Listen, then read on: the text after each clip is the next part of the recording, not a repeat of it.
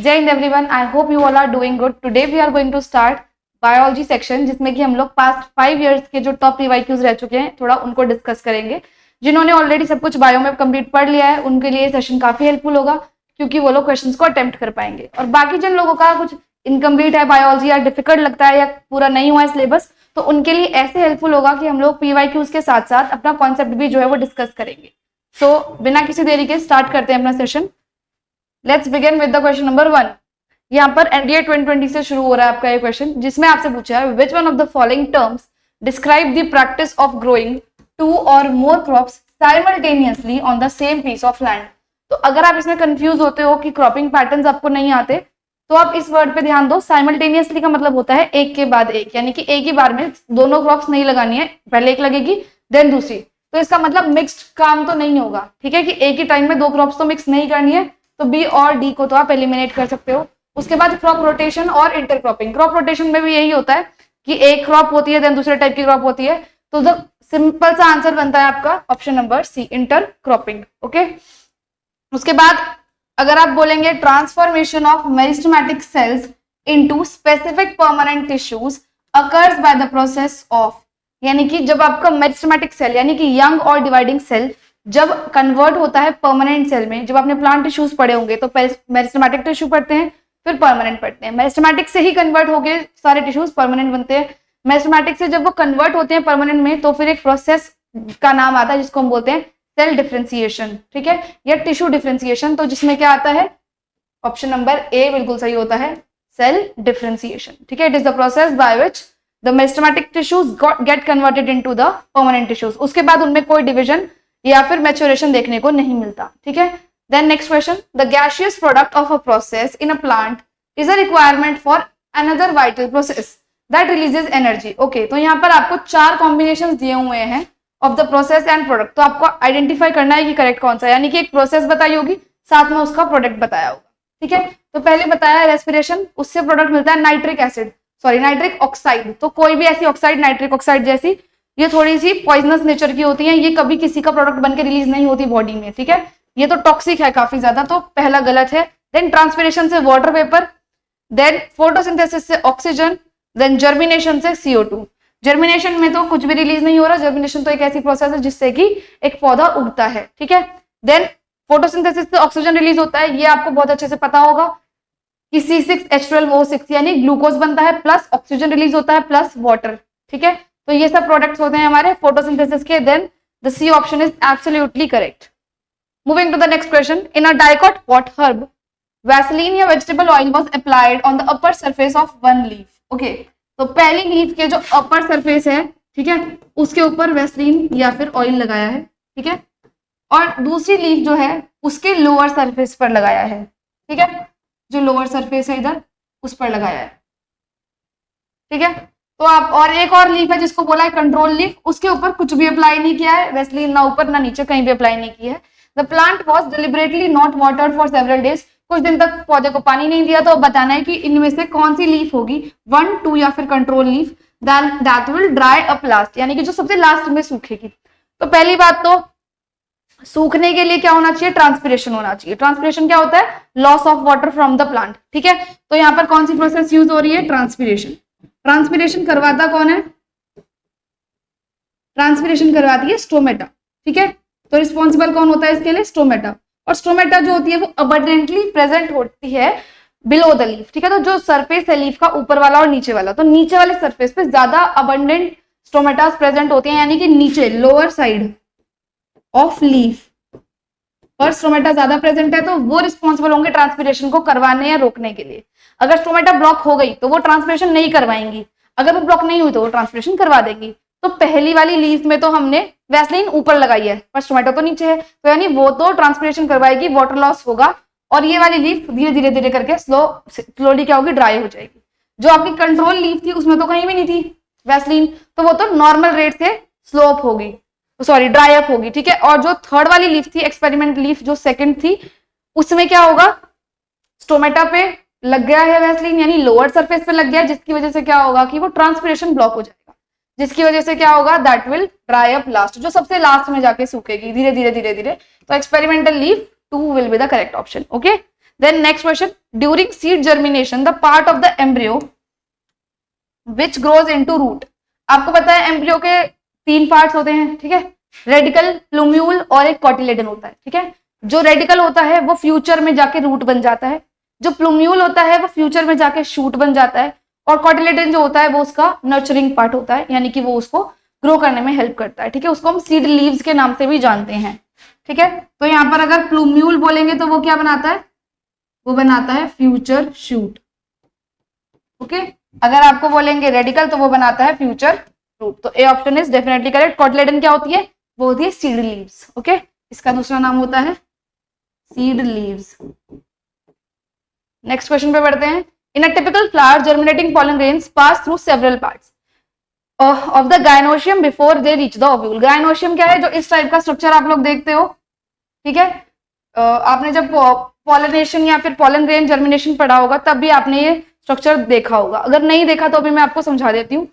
इसमें आपको बताना है कि करेक्ट पाथवे क्या है पॉलन ट्यूब का। कुछ इस टाइप का ये जो है स्ट्रक्चर होता है, इसमें आई गेस पिक्चर नहीं है बट कुछ ऐसा होता है, ठीक है। तो अगर आपने फ्लावर्स पढ़े हैं यूनिसेक्सुअल, बाइसेक्सुअल, तो उस वाले टॉपिक में भी ये चीज बताई जाती है कि सबसे पहले क्या होता है स्टिग्मा, फिर होती है स्टाइल और फिर होती है ओवरी। तो ये ही ऑर्डर रहता है हमेशा, पहले स्टिग्मा में जाएगा, देन स्टाइल में और देन ओवरी में, SSO याद रखना है आपको। उसके बाद है major source of vitamins and minerals for vegetarians, यानी कि जो वेजिटेरियंस हैं, सबसे पहली बात तो कि आपको न्यूट्रिशन जब आप पढ़ते हो या फिर न्यूट्रिएंट्स वाला जब चैप्टर पढ़ते हो तो उसमें वेजिटेरियन और नॉन वेजिटेरियन डाइट्स डिफरेंट होती हैं, ठीक है। नॉन वेजिटेरियन डाइट में विटामिन के सोर्सेज नॉन वेज से भी आ सकते हैं, जैसे फिश से आ सकता है, ठीक है, मीट से आ सकता है, या कोई भी नॉन वेज सोर्स हो सकता है। लेकिन वेजिटेरियंस के लिए ये जो चॉइस है ये थोड़ा सा लिमिटेड होता है, जिसमें हम लोग फ्रूट्स और वेजिटेबल से अपना सारा डाइट को पूरा करते हैं, जिसमें मेजर पोर्शन क्या होता है फ्रूट्स और वेजिटेबल्स का। अब कैसे, ठीक है, इसको एक बार इस चार्ट को आप ध्यान से पढ़ लोगे तो बाकी आगे वाले क्वेश्चन भी कर लोगे। फ्रूट्स एंड वेजिटेबल्स में क्या होता है, these are rich essential sources, जिसमें कि आपका विटामिन सी भी मिलता है, A K as well as various minerals में मिलते हैं। मिनरल्स क्या होते हैं, जो एलिमेंट्स होते हैं, जैसे कि पोटेशियम हो गया, मैग्नीशियम हो गया, फोलेट, फोलेट जो है उसको मतलब फोलेट हम आयरन को ही बोलते हैं, ठीक है, फॉलिक एसिड या फोलेट। होल ग्रेन्स जो होता है उससे क्या मिलता है, विटामिन बी मिलता है, विटामिन उसके अलावा आयरन मिलता है और फाइबर भी मिलता है, ठीक है। लेग्यूम्स आपने सुना होगा, लेग्यूमिनस प्लांट्स जिनके रूट नोड्यूल्स में क्या होते हैं, बैक्टीरिया प्रेजेंट होते हैं। कौन से बैक्टीरिया, नाइट्रोजन फिक्सिंग बैक्टीरिया, जो कि एग्जाम्पल क्या है, राइजोबियम, ठीक है। तो बीन्स, लेंटिल्स और चिकपीस ये बहुत अच्छा सोर्स होता है प्रोटीन का, आयरन का, ठीक है, और कुछ अच्छे मिनरल्स भी मिलते हैं इससे। उसके अलावा नट्स और सीड्स की बात करोगे तो हेल्दी फैट इससे मिलता है। हेल्दी फैट वो होता है जो बॉडी में कोलेस्ट्रॉल, आपको पता है कोलेस्ट्रॉल 2 तरह के होते हैं, good cholesterol and bad cholesterol. Good cholesterol वो होता है जो आपकी आर्टरीज और वेन्स में स्टिक नहीं होता, ठीक है, वो सॉल्यूबल है, वो आपकी बॉडी में अच्छे से हेल्दी काम करेगा, ठीक है। पहली बात तो चिपकेगा नहीं, जिसकी वजह से बॉडी से एलिमिनेट होना अगर होगा उसको तो वो एलिमिनेट भी हो जाएगा। लेकिन बैड कोलेस्ट्रॉल स्टिक हो जाता है, जिसकी वजह से वो ब्लॉक कर देता है आर्टरीज और वेन्स को, जिसकी वजह से ब्लड फ्लो नहीं कर पाता, तो हार्ट अटैक्स का जो चांस बनता है वो बैड कोलेस्ट्रॉल से बनता है। यहाँ पर जो नट्स और सीड्स होंगे हेल्दी फैट प्रोवाइड करते हैं, इसके अंदर मिनरल्स भी होते हैं जैसे मैग्नीशियम और जिंक, विटामिन ई का भी अच्छा सोर्स है। इसके अलावा डेयरी प्रोडक्ट्स जो कि लैक्टो ओवो वेजिटेरियंस के लिए होता है। डेयरी प्रोडक्ट्स जो होते हैं, आजकल आपको पता होगा वीगन डाइट का भी एक ट्रेंड चला है, जिसमें क्या होता है कि डेयरी प्रोडक्ट्स को भी वो लोग रिस्ट्रिक्ट करते हैं, यानी डेयरी प्रोडक्ट्स भी नहीं खाते। तो वो लोग तो नहीं ऑब्वियसली इसको कंज्यूम कर सकते, लेकिन बाकी लोग जो नॉर्मल वेजिटेरियंस है उनके लिए डेयरी प्रोडक्ट्स एक अच्छा सोर्स होते हैं कैल्शियम, विटामिन B12 और प्रोटीन का, ठीक है। कुछ होता है फोर्टिफाइड फूड्स, फोर्टिफाइड फूड्स होते हैं बेटा जिनके अंदर हमने आर्टिफिशियली कोई भी चीज जो है वो ऐड करी होती है, जैसे कि सबसे फेमस है फोर्टिफाइड राइस, ठीक है, जिसमें क्या होता है हमने अलग से उसके अंदर न्यूट्रिएंट्स ऐड किए हुए हैं आर्टिफिशियली लेबोरेटरी में, ठीक है। तो वो भी काफी अच्छा सोर्स होते हैं और ऑल्टरनेटिव होते हैं मिल्क प्रोडक्ट्स का, ठीक है। आगे अगर पढ़ोगे major source of vitamin and minerals, तो इनमें से क्या बचता है अब आपका वेजिटेबल्स एंड फ्रूट सबसे अच्छा सोर्स होता है, ठीक है। नेक्स्ट क्वेश्चन की तरफ बढ़ते हैं। Blood is a type of, blood पर एक पूरी जो है प्रॉपर वीडियो बन चुकी है, उसको जाके अगर देखना है तो देख लो, क्योंकि उसमें ब्लड के अलावा भी बाकी सारे कंपोनेंट्स को डिस्कस किया हुआ है। ऑल्दो ब्लड जो है वो क्या है, एक कनेक्टिव टिश्यू है, जो कि ऑप्शन डी में आता है, ठीक है। देन माइटोकॉन्ड्रिया जो है वो एबल होती है to produce their own, produce क्या करती है, अब काफी बच्चे इसमें कंफ्यूज होंगे कि माइटोकॉन्ड्रिया के पास अपना खुद का न्यूक्लियस होता है और ऑप्शन में प्रोटीन्स भी है, तो ए होगा या बी होगा। तो पहली बात, न्यूक्लियस उसके पास अपना खुद का होता है, वो प्रोड्यूस नहीं करती, ठीक है। तो प्रोड्यूस करने का मतलब है जो वो टाइम टू टाइम बनाती हो। तो वो क्या बनाती है माइटोकॉन्ड्रिया, अपने लिए खुद के प्रोटीन्स बनाती है, ठीक है। इसलिए इसको क्या बोलते हैं, सेमी ऑटोनोमस बोलते हैं, क्योंकि इसके पास खुद का डीएनए मतलब न्यूक्लियस है, प्लस में प्रोटीन्स भी अपने होते हैं, ठीक है। इसके बाद विच one of the following statements is correct, इनमें से कौन सा करेक्ट है। अगर आपने टिश्यूज वाला चैप्टर पढ़ा है ध्यान से, तो उसमें आपने जाइलम फ्लोएम जो है वो कंडक्टिंग टिश्यूज होते हैं प्लांट के, जिसको आप वैस्कुलर टिश्यूज भी बोलते हो, ठीक है। तो अगर जिस बच्चे ने नहीं पढ़ा उसके लिए इसमें क्या ट्रिक यूज कर सकते हो, कभी भी जब दो ऑप्शंस कॉन्ट्राडिक्ट करते हैं उनमें से ही एक ऑप्शन जो है वो मोस्ट प्रोबेबली करेक्ट देखने को आपको मिलता है, ठीक है बेटा। ऑप्शन अगर बी देखोगे तो फ्लेक्सिबिलिटी प्लांट्स में स्क्लेरेनकाइमा देता है, तो बिल्कुल गलत है। फ्लेक्सिबिलिटी कौन देता है, कॉलेनकाइमा देता है। स्क्लेरेनकाइमा टफ होता है और डेड होता है, ठीक है। फिर पेरेनकाइमा कह रहे हैं नो इंटरसेलुलर स्पेस, तो ऐसा कुछ नहीं है। पेरेनकाइमा में बहुत बड़े बड़े इंटरसेलुलर स्पेसेस प्रेजेंट होते हैं। सो बी और सी ऑप्शन गलत है। ए और डी जो है वो काफी ज्यादा सिमिलर है, उनमें से ही एक ऑप्शन सही होगा। पहला है जाइलम कंसिस्ट ऑफ दिस, दूसरा कहता है जाइलम कंसिस्ट ऑफ दिस। अगर आपने पढ़ा होगा तो कंपेनियन सेल, अगर आपको याद हो, कंपेनियन सेल जो है वो फ्लोएम का पार्ट है, ना कि जाइलम का, तो डी ऑप्शन गलत है। ये फ्लोएम की बात कर रहे हैं, ए ऑप्शन बिल्कुल सही हो गया इसका मतलब, ठीक है। Vessels, tracheids, xylem parenchyma and xylem fibre हमारे पार्ट हैं किसका, जाइलम का, ठीक है। Moving to the next question, who among the following popularised the use of embryological characters in taxonomy. Taxonomy क्या होती है, जो आपकी नाम रखने की स्टडी होती है, नॉमेनक्लेचर वाला जो पार्ट होता है बॉटनी में, ठीक है, जिसमें हम प्लांट्स का नाम रखते हैं या किसी हर्ब्स और शर्ब्स का नाम रखते हैं। आप लोगों ने शायद 11th अगर 12th में बायो पढ़ी है तो पता होगा, नहीं पढ़ा है तो टैक्सोनॉमी जो होती है बेटा वो नेमिंग ब्रांच होती है, नॉमेनक्लेचर वाली ब्रांच होती है बॉटनी में, ठीक है। एनीवेज इसमें क्या करना है आपको, एम्ब्रियोलॉजिकल कैरेक्टर्स जो है जिन्होंने पॉपुलराइज करा, तो इसमें अगर आप सोचो कि हमेशा कोई लैटिन या कोई ग्रीक ही होता है साइंटिस्ट, तो वो सोच के मार्क करोगे तो बिल्कुल गलत हो जाएगा। यहाँ पर सबसे यूनिक जो ऑप्शन दिख रहा है वो आपका बिल्कुल सही है। और यूनिक कौन है, वो Indian name Panchan Maheshwari, Panchanan Maheshwari actually. So option B is absolutely correct. इसके अलावा अगर आप देखो थायराइड ग्लैंड पे आ जाते हैं अभी हम, एक second, just give me 1 minute, yes. So thyroid glands produces a hormone. अच्छा, बाकी लोगों जो है ना ये साइंटिस्ट, अच्छा अगर आप में से किसी को याद है कार्लस लिनियस का नाम कहाँ आता है बायो में, so do let me know in the comment section, Carolus Linnaeus जो है उनका नाम कहाँ पे आता है। इसके अलावा एक साइंटिस्ट और है आर.एच. विटाकर, ठीक है। कार्लस लिनियस और आर.एच. विटाकर इन दोनों का नाम ज्वाइंटली यूज होता है ज्यादातर, तो वो आपको मुझे बताना है कि कहाँ पर आता है ये नाम, ठीक है। उसके बाद है next question, thyroid gland produces a hormone thyroxine. Thyroxine का क्या काम होता है, वो क्या कंट्रोल करता है। आपको मालूम है कि 4 ऑप्शन में से अगर आपने जो पढ़ा है वो एक भी नहीं दिख रहा हो तो मोस्ट सुटेबल की तरफ जाना होता है। पहला ऑप्शन है blood sugar, blood glucose level जो है वो इंसुलिन कंट्रोल करता है, थायराइड नहीं, ना थायरोक्सिन, ठीक है। ओव्यूलेशन, ओव्यूलेशन जो है वो फीमेल्स में होता है ड्यूरिंग द प्रोसेस ऑफ, जब ओवरी रिलीज करती है एक ओवम को, ठीक है, तो वो मेंस्ट्रुएशन के दौरान होता है। तो ओव्यूलेशन में भी थायरोक्सिन का यूज नहीं होता, क्योंकि आपको वैसे ही पता है कि थायरोक्सिन तो मेल बॉडी और फीमेल बॉडी दोनों में प्रेजेंट है, लेकिन ओव्यूलेशन एक फीमेल बॉडी का प्रोसेस है, तो थायरोक्सिन का इसमें इन्वॉल्वमेंट नहीं हो सकता। उसके बाद मेंटेन्स प्रेगनेंसी, तो मेंटेन प्रेगनेंसी में भी नहीं होगा। प्रेगनेंसी को मेंटेन करने के लिए ह्यूमन HCG करके एक हार्मोन होता है, ठीक है, जो कि सबसे ज्यादा इंपॉर्टेंट होता है प्रेगनेंसी में, ठीक है। उसके अलावा प्रोजेस्टेरॉन और एस्ट्रोजन का लेवल काफी हाई होना चाहिए, और एक होता है HCl, ठीक है। तो ये वो एसिड वाला HCl नहीं है, ये जो मैंने प्राइमरी 3 बताया ये आपको अच्छे से पता होने चाहिए।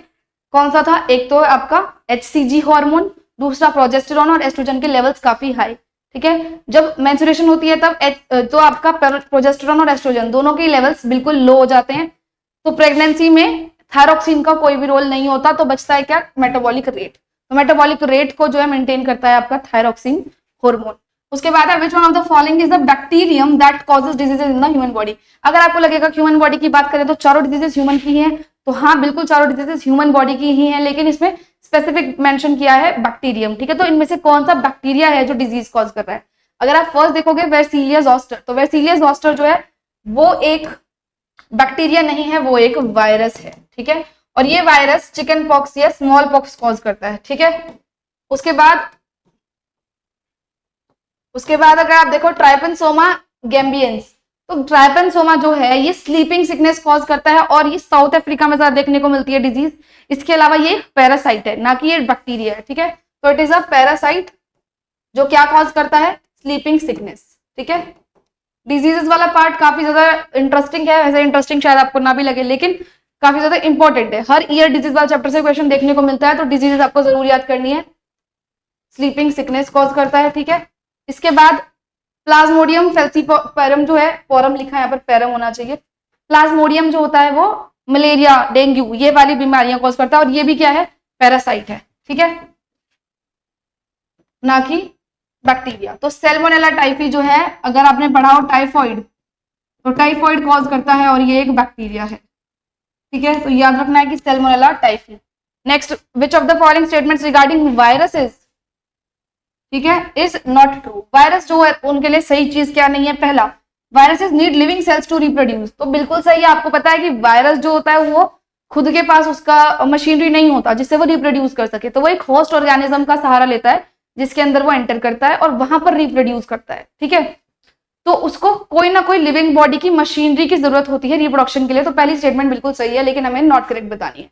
ऑल वायरसेस आर पैरासाइट्स, तो अगर आपने फर्स्ट स्टेटमेंट को टिक किया है तो सेकंड स्टेटमेंट को भी आपको टिक करना पड़ेगा, क्योंकि अगर वो किसी लिविंग ऑर्गेनिजम्स की जरूरत उसको पड़ रही है अपने आप को रिप्रोडक्शन करने के लिए, तो इसका मतलब वो एक पैरासाइट की तरह बिहेव कर रहा है, वो किसी होस्ट बॉडी में जाकर रहेगा और फिर वहां जाकर रिप्रोडक्शन करेगा, ठीक है।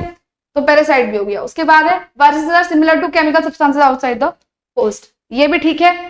अगर आप इसको देखोगे, viruses can synthesise their food through photosynthesis, तो सबसे ज्यादा गलत स्टेटमेंट ये आराम से पता चल रहा है आपको, क्योंकि फोटोसिंथेसिस तो वायरस नहीं कर सकते, क्योंकि फोटोसिंथेसिस सिर्फ वो ऑर्गेनिज्म कर सकते हैं जिनके पास क्लोरोफिल होता है, ठीक है। तो जो सनलाइट का यूज करके अपना प्रोडक्ट बना सकते हैं, वायरसेस ऐसा नहीं करते, ठीक है बेटा। आगे है विटामिन सी की डेफिशिएंसी से क्या होता है, ये तो बच्चा बच्चा जानता है कि स्कर्वी होता है, ठीक है। उसके अलावा रिकेट्स आपको पता है विटामिन डी से होता है। हेपेटाइटिस किससे होता है बता सकते हैं, तो मुझे कमेंट्स में बता के जाएंगे कि हेपेटाइटिस किसकी डेफिशिएंसी से होता है, या फिर किसी वायरस से होता है, या फिर किसी बैक्टीरिया से होता है, ठीक है। आगे बढ़ते हैं, आपके पास ये चार्ट है, इसमें आपके ग्लैंड्स की लोकेशन दी हुई है, ठीक है। तो एक बार आप इसको ध्यान से देख लेना। यहाँ पर सबसे ऊपर लिखा है पीनियल ग्लैंड, तो बेटा पीनियल ग्लैंड जो होता है उसका क्या काम होता है, पीनियल ग्लैंड सिक्रीट करता है एक पिगमेंट या एक हार्मोन जिसको आप बोलते हो मेलेटोनिन, ठीक है। मेलेटोनिन का क्या फंक्शन होता है, मेलेटोनिन का काम होता है स्लीपिंग साइकिल को रेगुलेट करना, ठीक है। या फिर सर्कैडियन रिदम नाम का एक प्रोसेस होता है बॉडी में, उसका मतलब होता है नेचुरल क्लॉक, कि आप कब खाते हो, कब सोते हो, कब क्या आपका बॉडी का फंक्शन चलता है, उसको हमारी बॉडी मेमोराइज करती है, याद रखती है। फिर उस टाइम पे ऑटोमेटिकली आपको वो काम करने की अर्ज कराती है, यानी कि उस टाइम पे ऑटोमेटिकली आपको याद आता है कि आपका सोने का समय हो गया, तो बॉडी को थकान फील होने लगेगी। अगर खाने का समय फिक्स्ड है तो भूख लगने लगेगी ऑटोमेटिकली उसी टाइम पे, अगर आप खाना नहीं खा रहे हो तो, ठीक है। तो मेलाटोनिन पिगमेंट जो है वो सिक्रीट करता है पीनियल ग्लैंड, और यहाँ पर सिचुएटेड है ब्रेन में।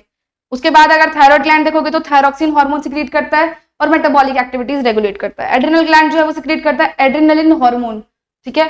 पेनक्रियास सिक्रीट करता है इंसुलिन, ओवरीज सिक्रीट करती है एस्ट्रोजन, और टेस्टिस सिक्रीट करती है टेस्टोस्टेरोन, जो कि मेल सेक्स हार्मोन है, और जो एस्ट्रोजन है वो फीमेल सेक्स हार्मोन है, ठीक है। ये सब चीजें आपको याद रखनी है, और लोकेशंस को भी एक बार ध्यान से देख लेना।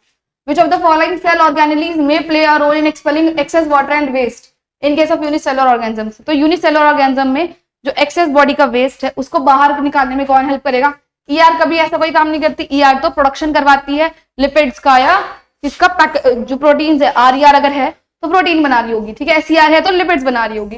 वैक्यूल जो होता है वो अपने अंदर स्टोरिंग का काम करता है, ठीक है। गोल्गी बॉडीज प्रोटीन का ट्रांसपोर्टेशन, मॉडिफिकेशन, ये सब काम करती है, ठीक है। लाइसोसोम बचता है जो कि क्या होता है, suicidal bag of the cell, तो हम कह सकते हैं एक बार को कि वो वेस्ट एलिमिनेट करवाने में मदद करता होगा, ठीक है। अगर इन चारों की बात करें तो ए आप बोल सकते हो। उसके बाद विच one of the following statements is correct about the effects of antibiotics on viruses? तो बेटा अगर आप एंटीबायोटिक्स को देखो, ठीक है, एंटीबायोटिक क्या होती है, जो आप जब इन्फेक्शन होता है बॉडी में, ठीक है, तो आपको एंटीबायोटिक सजेस्ट करता है डॉक्टर। एंटीबायोटिक का काम होता है बॉडी में जो इन्फेक्शन है उससे लड़ना, या फिर बॉडी में जो इम्यूनिटी प्रोवाइड करने वाली एंटीबॉडीज हैं उनका साथ देना, ठीक है। लेकिन वायरसेस के खिलाफ हम एंटीबायोटिक्स को यूज नहीं करते, ठीक है। क्यों? क्योंकि ये जो एंटीबायोटिक्स का कॉन्सेप्ट है ये वायरसेस पर लागू ही नहीं होता। लागू क्यों नहीं होता? क्योंकि वायरसेस के पास वो पाथवे ही नहीं है, वो मशीनरी ही नहीं है जिसके ऊपर एंटीबायोटिक्स वर्क करती है। जिसके ऊपर एंटीबायोटिक्स वर्क करती है वो सेम पाथवे हमें देखने को मिलता है बैक्टीरिया में। तो इसलिए बैक्टीरिया पे काम कर जाती है एंटीबायोटिक्स, लेकिन वायरसेस पे काम नहीं कर पाती, ठीक है।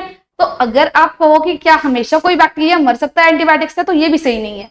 हमेशा नहीं मर सकता कोई बैक्टीरिया एंटीबायोटिक्स से, क्योंकि बैक्टीरिया अपने अंदर क्या डेवलप करते हैं, रेजिस्टेंस। तो कोई बैक्टीरिया एंटीबायोटिक रेजिस्टेंट हो सकता है। क्यों हो सकता है? क्योंकि उसने टाइम के साथ डेवलप कर लिया, उसने सीख लिया कि लड़ना कैसे है इस एंटीबायोटिक से, तो बैक्टीरिया अपने अंदर वो पावर डेवलप कर सकता है। लेकिन वायरस ऐसा नहीं कर सकता, क्योंकि वायरस के पास तो कभी वो कॉन्सेप्ट जो उसके ऊपर अप्लाई ही नहीं होता एंटीबायोटिक्स का। एंटीबायोटिक्स और वायरसेस का कोई आपस में रिलेशन ही नहीं है। आगे अगर पढ़ोगे, viruses are non living entities, it can interact with antibiotics. Viruses can interact with antibiotics, इन्होंने लिखा है। ओके, इसके बाद नेक्स्ट, तो taking antibiotics cause viral infection, तो ये भी गलत है। एंटीबायोटिक्स और वायरल इन्फेक्शन का आपस में कोई लेना देना नहीं होता।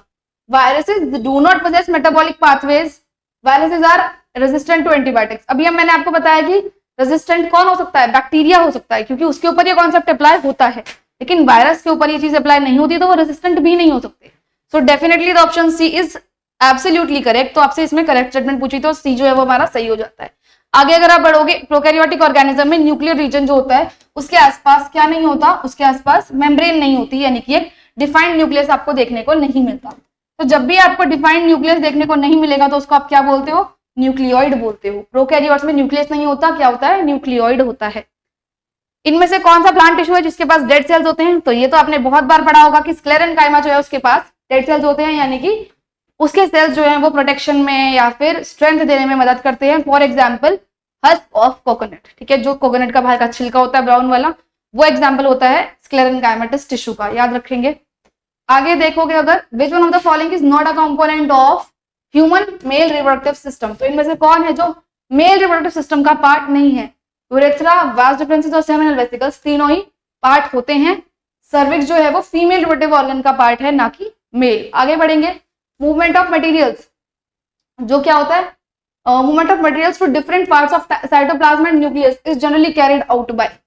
अब दो चीजों का अगर ट्रांसपोर्टेशन कराना है तो एक बड़ा सा आपको क्या चाहिए? स्ट्रक्चर चाहिए जो दो ऑर्गेनेलीज को आपस में कनेक्ट कर सके। तो साइटोप्लाज्म से न्यूक्लियस की तरफ अगर पहुंचाना है कुछ, तो ईआर जो है वो इसमें आपकी मदद करता है। ठीक है, आगे माइटोकॉन्ड्रिया में एटीपी सिंथेसिस होती है, केमिकल रिएक्शंस होते हैं, इनर मेम्ब्रेन में होते हैं या आउटर मेम्ब्रेन में होते हैं या मैट्रिक्स में होते हैं? मेम्ब्रेन में होते हैं, ठीक है, इनर मेम्ब्रेन में। आगे है स्क्वेमस एपिथेलियल टिश्यू, जो है वो कहां पर मिलता है? इनर लाइनिंग ऑफ, ये आपको मिलता है इसोफेगस की लाइनिंग में। ठीक है, आगे अगर आप देखोगे विच one of the following is not a biomass energy source, तो इनमें से बायोमास एनर्जी सोर्स जो है वो कौन नहीं है? बायोमास का मतलब होता है लिविंग बॉडी के मास से जो एनर्जी आप डिराइव करते हो, ठीक है, या जो डेड बॉडी है, मतलब कभी रिसेंट में ही वो कभी लिविंग रही होगी और अभी डेड है, उससे आप एनर्जी बना रहे हो, ठीक है, तो दैट इज बायोमास। अगर आप इसमें देखो वुड, गोबर गैस, कोल और न्यूक्लियर रिएक्टर, तो साफ साफ न्यूक्लियर रिएक्टर जो है उसमें रेडियो एक्टिव एलिमेंट्स का यूज करते हैं, फिर एनर्जी हम प्रोड्यूस करते हैं, जैसे हाइड्रोजन, ठीक है, या फिर कोई भी रेडियो एक्टिव यूरेनियम, कुछ भी हो सकता है। ठीक है, आपका जो हाइड्रोजन है उसके 3 आइसोटोप होते हैं, उनका यूज किया जाता है हाइड्रोजन न्यूक्लियर रिएक्टर बनाने में। ठीक है, इसके बाद ह्यूमन ब्लड को अगर प्लेस किया गया है 2% डिटर्जेंट सॉल्यूशन में, तो इनमें से आरबीसी के साथ क्या होगा? तो अगर डिटर्जेंट सॉल्यूशन है, ठीक है, यानी कि उसके अंदर सॉल्ट है, ठीक है, सॉल्ट सॉल्यूशन है और 2% सॉल्ट, 2% NaCl या कोई भी आप सॉल्ट सपोज कर सकते हो। ठीक है, जो आरबीसी होती है उसके अंदर कितना होता है? उसके अंदर होता है 0.9 समथिंग। ठीक है, अगर आप ऑप्शंस पे भी जाओ, will swell and will lies, ठीक है, इन तीनों में से कुछ नहीं होगा, जो आरबीसी होगी वो क्या हो जाएगी? श्रिंक कर जाएगी। ठीक है, श्रिंक करने लगेगी। आई होप कि आपको ये वाला सेशन समझ में आ गया होगा। अगर आपका कोई भी डाउट है तो आप कमेंट में मेंशन कर सकते हो और इसके अलावा भी मुझे और टॉपिक्स के आइडिया सजेस्ट कर सकते हो। ये सेशन कैसा लगा मुझे कमेंट्स में जरूर बताना। Now I will meet you in the next session, till then take care, bye bye and have a good time.